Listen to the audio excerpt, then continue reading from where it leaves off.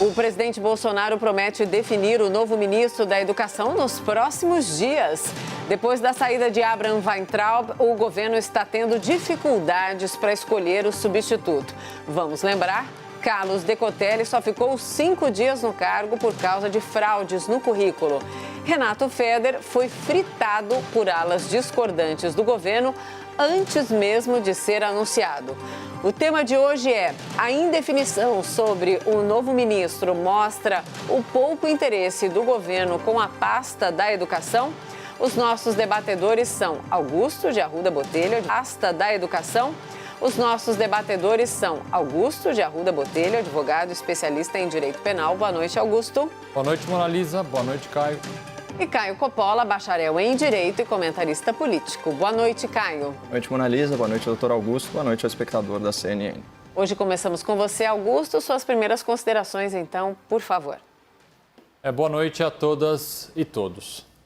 É preciso distinguir equívoco, má gestão, abordagem ultrapassada e um tratamento demasiadamente ideológico para um tema que não é, de desinteresse. Eu explico.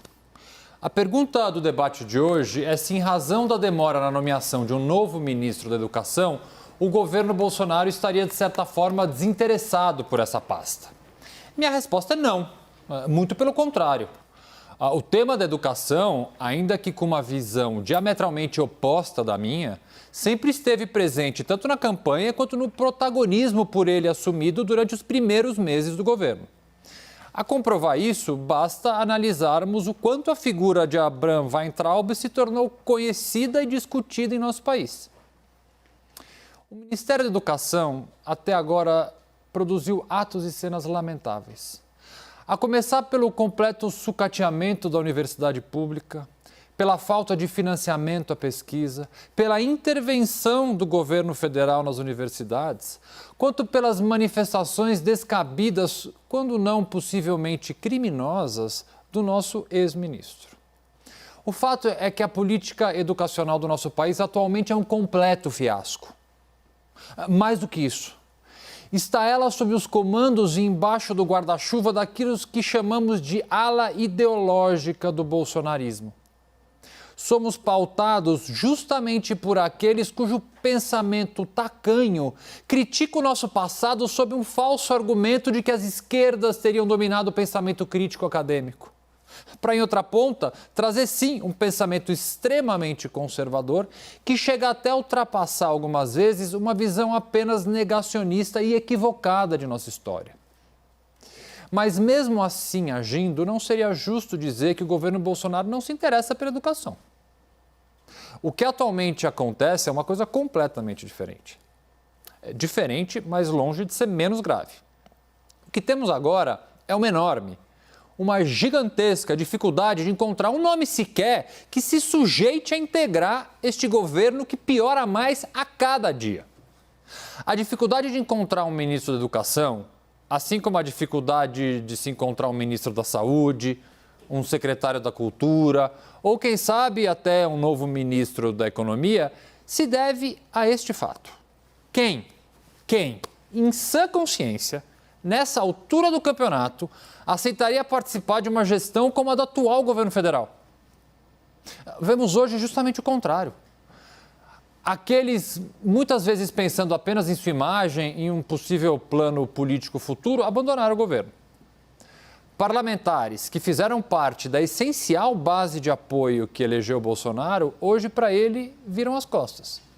Mais do que isso, são opositores ferrenhos ao seu governo, fazendo diariamente denúncias, graves denúncias, que inclusive estão em apuração. Já membros do primeiro escalão, e aqui obviamente eu não poderia deixar de lembrar da figura de Sérgio Moro, também seguiram a mesma linha, saindo do governo em plena crise e ainda por cima fazendo isso, atirando antes e depois para todos os lados. A personalidade e a forma de agir do presidente também não ajuda nessa difícil equação. No meio de disputas e de uma grave crise política, ele por mais de uma vez deixou claro que a caneta é sua e que ministros estrelas, foi assim que ele falou, insubordinados, não teriam vez em seu governo. Ora, convenhamos que essa é uma propaganda de emprego nada convidativa. Mas vamos além na análise. O executivo jamais trabalha sozinho. A interlocução com os demais poderes é algo essencial na vida política, uma condição necessária para a colocada em prática de propostas das mais diferentes pastas. A articulação com o Legislativo, por exemplo, se não foi bem feita, inviabiliza ou pelo menos dificulta em muito a implementação de várias medidas.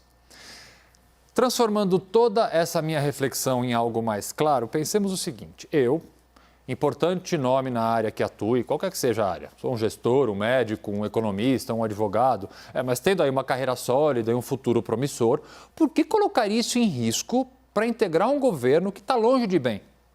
Um governo cuja imagem se deteriora a cada dia.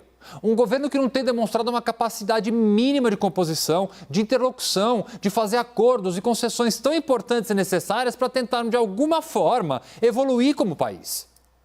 O governo Bolsonaro não demora para nomear o ministro da Educação porque não se interessa pela educação. Se interessa, sim, pela educação que eles entendem como correta.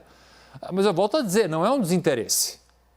A verdade é que Bolsonaro não consegue nomear de forma rápida um ministro porque cada vez mais pessoas estão menos dispostas a embarcar nessa barca furada. Caio, suas primeiras considerações, então, por favor. A pergunta em debate ela é no mínimo curiosa, né, Mona Lisa? Então, a dificuldade em definir um ministro demonstra desinteresse naquele ministério? Eu acredito que perguntas realmente propositivas, elas não costumam induzir o interlocutor a uma conclusão. Até porque a premissa desse raciocínio, ou seja, a constatação de que o governo demora, né, em apontar um nome para a pasta da educação, ela pode servir a conclusões diametralmente opostas. Pode ser um sinal de desprestígio, então o governo pouco se importa e por isso a delonga, mas também pode ser um sinal de valorização do posto. O governo se importa muito, não quer errar e, por isso, a procrastinação, por assim dizer. Eu, particularmente, como cidadão, prefiro que o governo avalie com muito, mas muito critério e muita cautela a nomeação para o MEC, para o Ministério da Educação. Porque não tem mais muito espaço para erros depois do fiasco da indicação de um postulante que mentiu reiteradamente sobre a sua própria qualificação acadêmica. O ex-futuro ministro, ele não é o primeiro candidato a cargo público a usar esse expediente. Segundo um artigo publicado aqui pela revista Exame, isso em fevereiro de 2017, o então indicado ao STF, o doutor Alexandre de Moraes, olha só, faltou com a verdade sobre a conclusão de um curso de pós-doutorado e respondia por uma acusação de plágio. Mas, ainda que comprovadas, essas faltas seriam, aí claro, com o perdão da ironia, meras fake news, inofensivas aí em comparação com a criatividade demonstrada pelo antigo favorito à pasta da educação. Mas eu quero aproveitar essa fala inicial para fazer uma espécie de crítica póstuma a uma nomeação difunta, para brincar um pouco aí com o clássico do Machado de Assis. Até semana passada, o principal nome cotado para assumir o Ministério da Educação, como bem colocado pela Mona Lisa, era o senhor Renato Feder, que é atual secretário da Educação do Estado do Paraná. Então, mesmo após receber as boas-vindas do antigo ministro, o senhor Abraham Weintraub, o indicado foi implacavelmente criticado nas redes sociais. Os detratores pinçaram trechos de um livro de viés liberal em que ele generalizava aí a má qualidade do magistério público e defendia algumas políticas menos rígidas de criminalização de entorpecentes. Ocorre que a redação desse livro, pelo que eu apurei, ela data de 2005, 15 anos atrás. E à época, Renato tinha apenas 25 anos. Olha, pessoal, são poucos aqueles que mantêm as ideias estagnadas desde os 20 e poucos anos. Tem político no Brasil que, na sua juventude, achava legítimo pegar em armas e lutar por uma ditadura comunista. Mas a gente nem precisa visitar a esquerda. Há 15 anos, como votava nosso atual presidente da República? Eu tenho certeza que com maturidade dos anos, com a experiência da paternidade, a visão do Renato Feder sobre esses temas mudou bastante. Mas ninguém se importa com a realidade, né? Só com a narrativa. Outra crítica dizia respeito a doações de campanha para a eleição municipal de 2016 em favor do então candidato a prefeito, o João Dória, do PSDB. Olha, como paulistano, obrigado pela sua doação, viu, Renato? Porque vocês podem até não gostar de Tucano, mas o segundo colocado nessa disputa foi o senhor Fernando Haddad, do PT, ex-ministro da Educação do Lula, que coleciona aí umas 3 dezenas de processos por supostos crimes como improbidade administrativa, formação de quadrilha, corrupção, lavagem de dinheiro, e que foi condenado há pouco tempo por falsidade ideológica eleitoral. Aliás, falando em doação, falando em dinheiro, os detetives da internet, especializados em descobrir informações que já são públicas, divulgaram que a empresa do senhor Renato Feder tinha contratos com o governo federal. Vai ver que é porque ele é fundador de uma companhia premiada que fatura 3 bilhões de reais por ano, emprega mais de 4 mil funcionários e é a maior fabricante de eletrônicos do Brasil, celulares, tablets, notebooks. E detalhe, esses contratos são firmados via licitação pública e não correspondem nem a 2% do faturamento dessa empresa. E se o fundador virasse ministro, novos contratos com o governo federal seriam interrompidos, assim como foram os contratos com o governo estadual do Paraná, assim que o Renato Feder assumiu a Secretaria de Educação lá no Sul. Então, esclarecidos os fatos e, mais importante, silenciado o berrante da internet, aqui nós começamos a falar do que realmente importa: educação. Educação e o trabalho do secretário Renato Feder a serviço do povo paranaense no governo Ratinho Júnior. E eu quero dar visibilidade a políticas públicas muito bem-sucedidas, parabenizando o Estado do Paraná e lamentando pelo Brasil, que perdeu esse quadro muito qualificado no seu ministério. Então vamos abordar aqui um problema crônico das escolas espalhadas pelo país: absenteísmo estudantil e evasão escolar, ou seja, falta às aulas e abandono da escola. Pelo que eu levantei em diferentes estudos, a média de comparecimento às aulas no ensino público oscila em torno de 85%. Essa estimativa, inclusive, bate com o último relatório PISA, que demonstrou que metade, vou repetir, metade dos alunos brasileiros faltou às aulas algum dia nas 2 semanas anteriores ao exame. Para vocês terem uma ideia, a média mundial é 20%. Gente, isso é gravíssimo, porque a falta ela vai reduzir a qualidade do aprendizado, ela vai aumentar as chances de reprovação e, pior, é o primeiro passo para o abandono escolar. Então, o que a Secretaria de Educação do Paraná fez para combater essa situação? Criou um aplicativo de presença escolar utilizando o celular, dos professores da rede pública para fazer chamada em sala de aula. Essa informação digitalizada é repassada aos diretores das escolas, que ficam sabendo exatamente a taxa de frequência dos alunos, por dia, por aula e por aí vai. E mais, eles conseguem avaliar a presença dos alunos em comparação com outras escolas da mesma região, o que enseja aí uma competição saudável para ver quem retém mais estudantes no colégio. Até porque os principais fatores que tiram o aluno da sala de aula são dificuldade de aprendizado, tédio, desmotivação, bullying. Todas essas áreas em que o diretor, os coordenadores e os professores podem atuar diretamente. E nessa lógica, cada escola tem uma meta individualizada para melhorar o índice de presença em sala de aula. Qual o resultado disso, pessoal? De 2018 para 2019, segundo fontes aí da própria secretaria, a presença de alunos saltou de 85% para 91%. E eu digo saltou porque se 15% é o tamanho do problema, 6% representa proporcionalmente 40% da solução.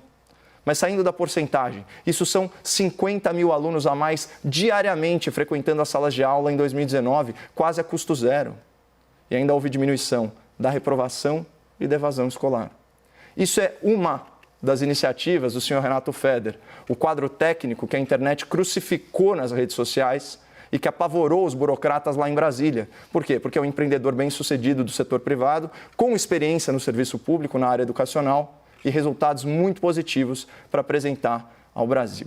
E já que o tema é educação, e já que eu mencionei as memórias póstumas do Brás Cubas aí na abertura, a gente fecha parafraseando o Pneumotórax do Manuel Bandeira. Eis o ministério que era para ter sido e não foi.